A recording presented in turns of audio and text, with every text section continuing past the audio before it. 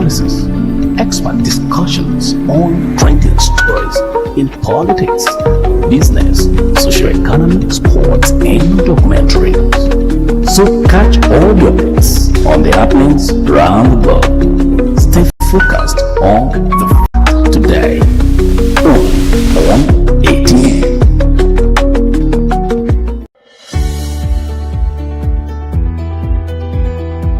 People into the country illegally.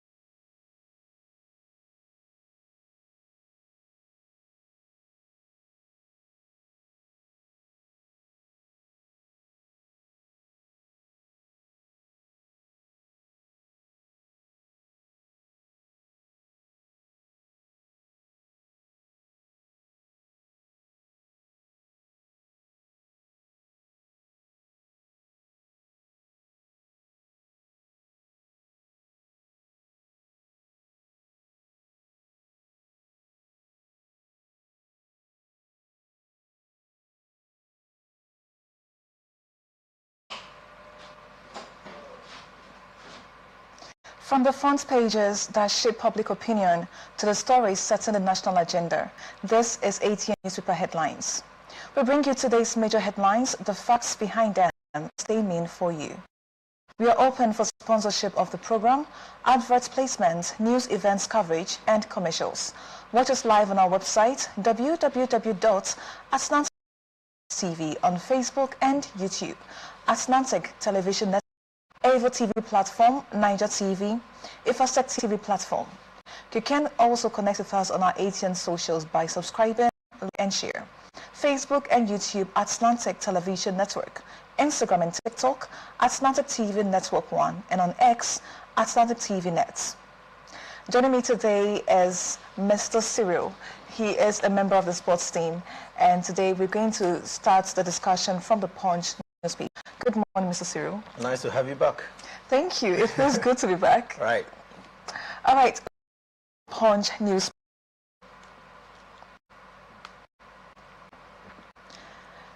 Top story on front of the Punch. Senate rejects fresh amendment as Atiku Obi Amechi pushback.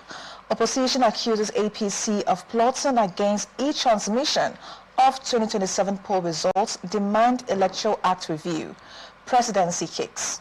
We also have FCC PC probes fare fixing by local airlines. Another story here, over 200 men wielding AK-47s stormed Yawata. This is from police witness. But we're going to start with our top story on the front of Punch newspaper. Senate rejects fresh amendments as Atiku Obi Amechi pushback. Opposition also accuses APC of plotting against the e-transmission of 2020 results and demand Electoral Act review. Mr. Cyril, would you say that it's a bit too late for us to start demanding for a fresh amendment, considering the time frame, with INEC needs to put itself together before the main elections? So if the opposition is still pushing back against the electoral reform, do you think it's a ploy on the part of the opposition to delay things in their favor, or do you think that they want the right thing to be done ahead of the 2027 general elections? Well, let's first of all put it in perspective. It's clear there has been an amendment this year, only a few weeks ago. These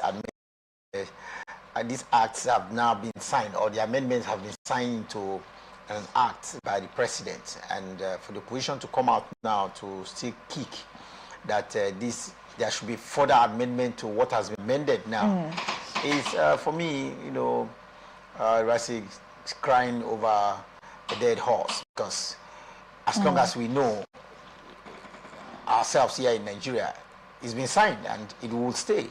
And if you look at the way this amendment took on, it was like fiery.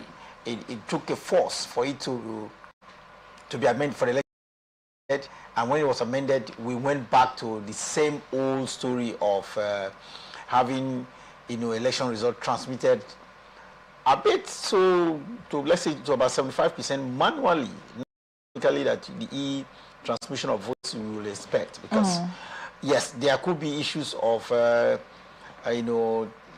power failure, all of this, but been taken care of, in the course of amendments. It wasn't, and a lot of people believe that it's in the interest of the ruling party, APC, to pass it the way it is, so that they could manipulate the elections, just like we saw the last time around. And I think I believe this could be one of the reasons why, they have not taken, the National Assembly has not taken time to eliminate, all the pitfalls of the last election. Most of them in the National Assembly are beneficiaries of that pitfall, and so there's this fear that if they have to change it, they have to amend the electoral law, from what it is, then they could fall victim to it again, in the next election coming up.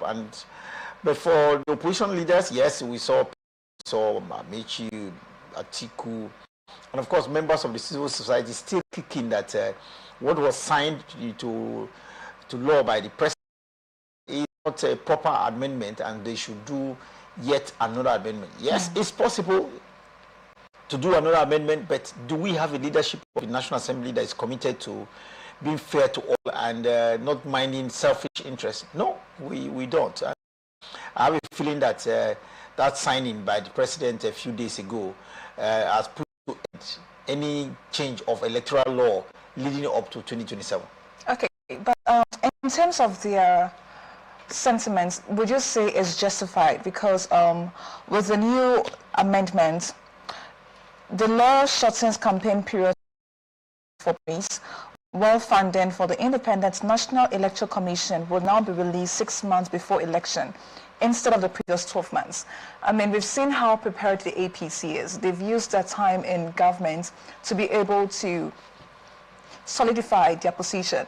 They've been able to also woo some of their opponents. It means that we say that all the time in the office has been a campaign period for them to be able to put their matters, in place.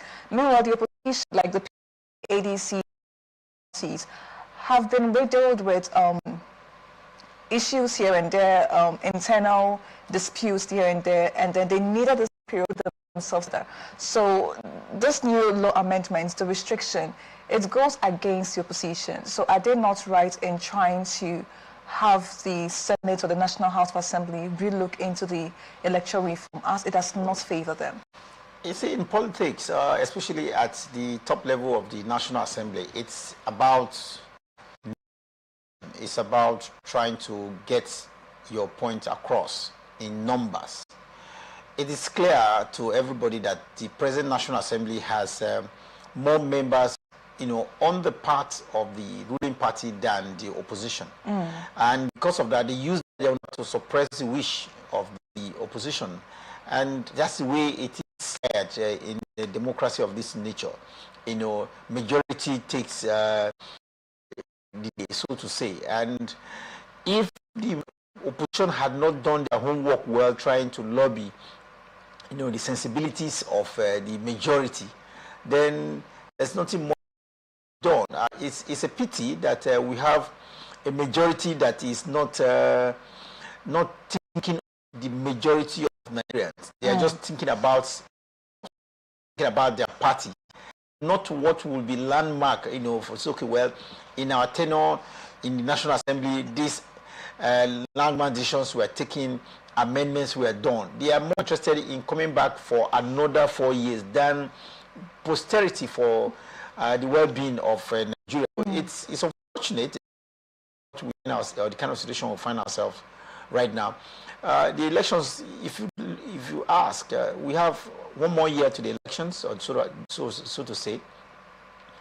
But, in the last 3 years or so, we've been more concerned about coming back, about staying in office, than the welfare of Nigerians. And one critical aspect of Nigeria is the electoral process. It's been faulty. We saw this before when they emerged. One would have expected that this amendment would have come you know, when election is not at stake. But right now, election is almost here. And so mindset, especially the ruling party's mindset, the majority in the National Assembly is that, oh, how do we come back?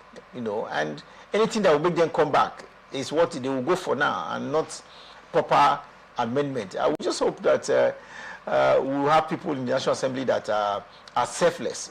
We don't have right now, and decisions at the National Assembly, you know, are selfish, no doubt about it, and it's unfortunate. The time lag cannot be. There's nothing you can do about it. What the majority wants stays. Yeah, it's quite unfortunate, Really? like you said, Mr. Cyril. All right, let's move on to the next story. FCCPC probes fare fixing by loans.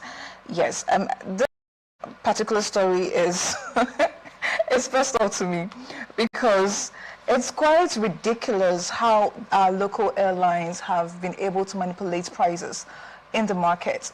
Right now, the least you can pay for a trip to, let's say, Lagos, Abuja, it's the least you can pay for about 150,000 naira. And that's if you are able to book in advance. You know, sometimes if you're lucky, you can get for as less as 120. But sometimes it's ridiculous. You have to pay almost 250,000. And it's not even a round trip. It's just like a one-way ticket. So the Federal Competition and Consumer Protection Commission said its review uncovered patterns of price manipulation perpetrated by some local airlines during the last festive season. The Commission had announced an industry-wide investigation earlier in January, leading to findings that are contained in the interim report released on Thursday by its Department of Surveillance and Investigations. So basically, they've done their research and they've noticed that the airlines themselves are manipulating the fare. You look at the breakdown. The base fare could be as little as 50,000, and then they would tell you the taxes alone is about 150 or whatever. Like, it's ridiculous. Do you think that our airlines are taking advantage of the insecurity in Nigeria at the moment to be able to manipulate the fares, because they know that people no longer want to travel by road because they do not feel safe? The best option for them now is to travel by air, and now that has also become very, very expensive. During the last festive period, people could not go homes because they thought about the amount of money that they have to even spend on transportation or air flights alone. Like, you know what, let me send that money home and then stay back. So what do you have to say to this, Mr. Cyril? It's typical of the Nigerian without, you know, enforcement of the rules. This is what happened. Yes, the airline operators are taking advantage of this where people who supervise you do not do their job thoroughly, and so they fix their prices arbitrarily. Yes, they have the right to, you know, use market forces to fix their prices, and that's what they're doing. But there's a limit to which you can do that. The regulatory authorities, are they doing their job? Yes, the pressure is on the airlines right now. Few aircraft, so there are a lot of people, like you mentioned, because of security concern, who do not want to use the road.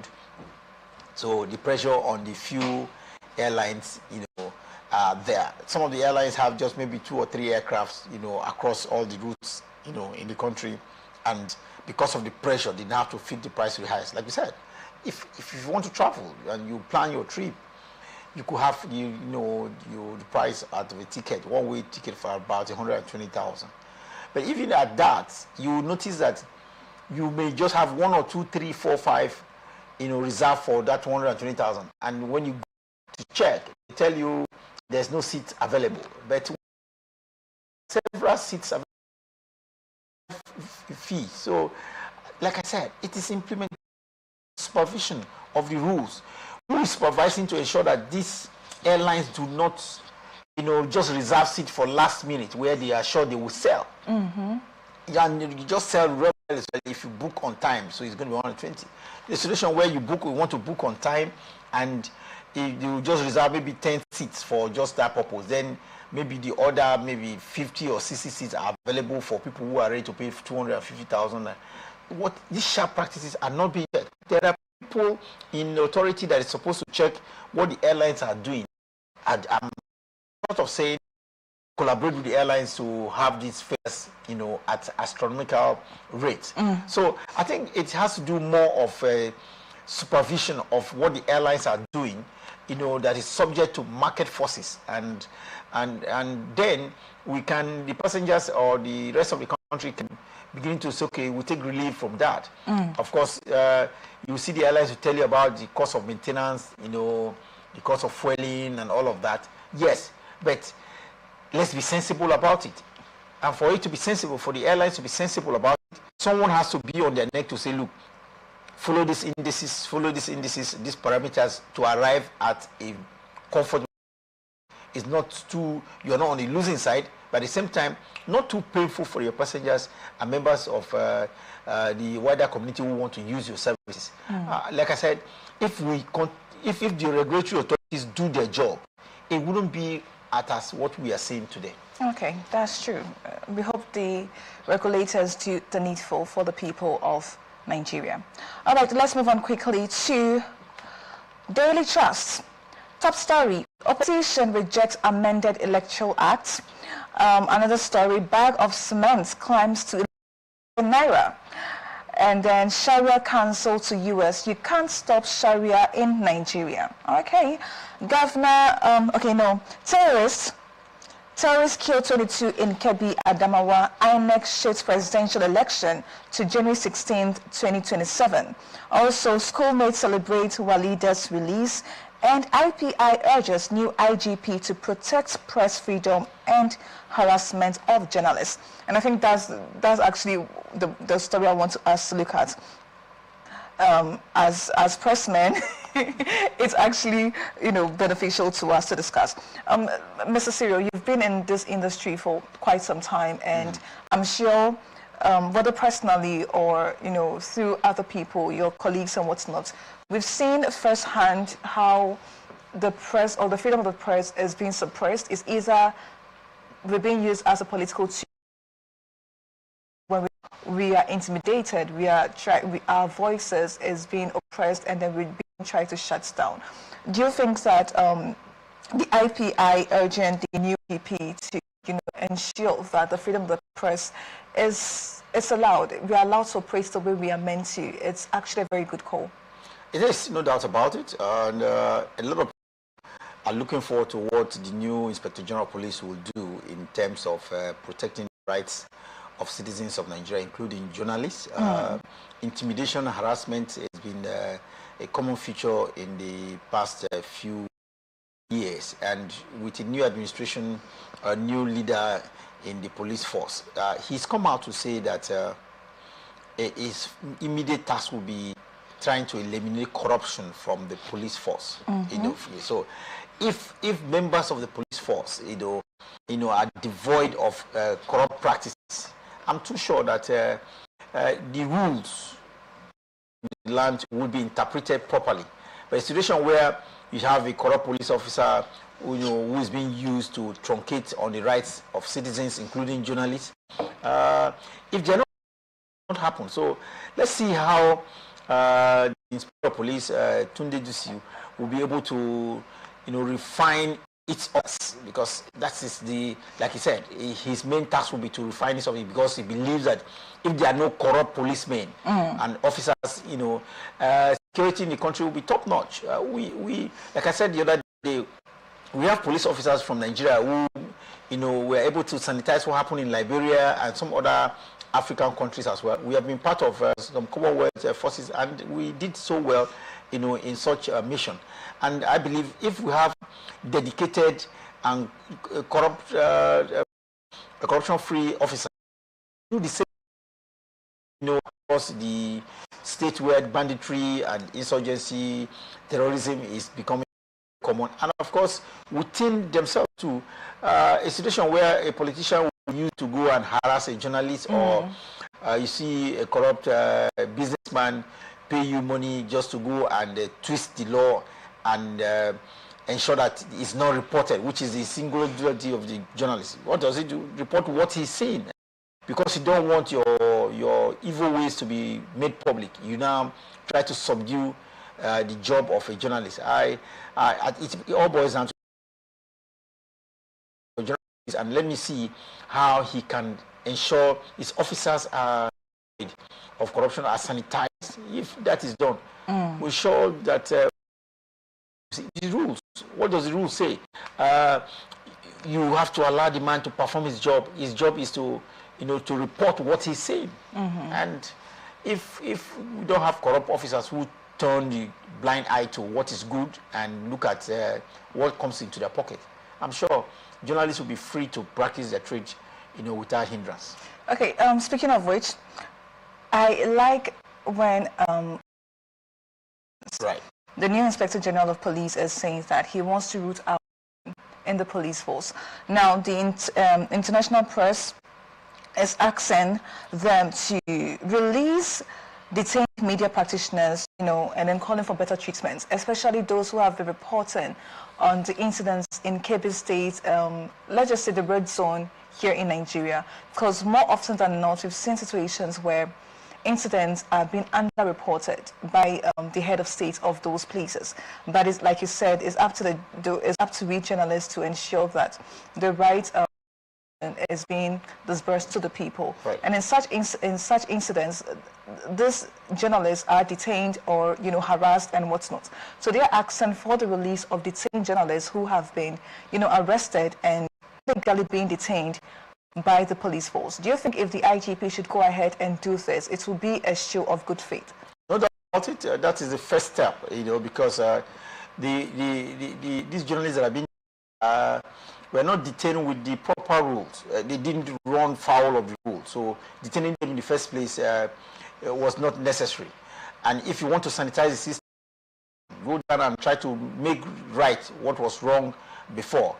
Putting them in detention was wrong. And so first step, ensuring, we enter them with the international community who says, look, their practice has certain regulations, so follow it. And if you follow it, you won't put them behind bars. And for the Inspector General of Police to demonstrate fairness and commitment to doing what is good, the first is to ensure that those that are detained are released and ensure that those who don't run foul of the rules do not go behind bars. Okay. All right, Mr. Cyril, thank you very much for such an insightful episode on newspaper headlines. This is where we wrap this episode. Up next is ATN Blowouts. Again, Mr. Cyril, thank you very much. My pleasure to have you back. Thank you. We're open for sponsorship of the program, advert placements, news events coverage, and commercials.